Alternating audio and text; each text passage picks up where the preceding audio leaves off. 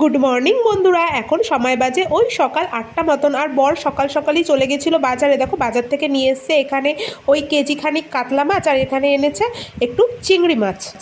আর বাজার থেকে বর আসার পরই দেখো আমি মাছগুলো একদম ধুতে নেমে পড়েছি, কারণ বর যাবে অফিসে, তাকে তো রান্না করে দিতে হবে। আর বাইরে দেখো রোদটা একদম পুরো চড়াও হয়ে উঠেছে। ব্যাস মাছ ধোয়া আমার কমপ্লিট হয়ে গেছে। এখন দেখো নুন হলুদ মাখিয়ে বসিয়ে দিয়েছি মাছগুলোকে ভাজা করতে। আজকে বরের টিফিনে করে দেবো মাছের ঝোল আর ভাত, আর সাথে দেবো একটা পেঁপের সবজি। রান্নাবান্না কমপ্লিট করবার পর ওই বিকালের দিকে দেখো এখানে চলে এসছে আমাদের নতুন এসি, যেটা কেনা হয়েছে ওটা ইনস্টল করার জন্য, তাই বড় ঘরটাই এসিটা ইনস্টল করা হলো।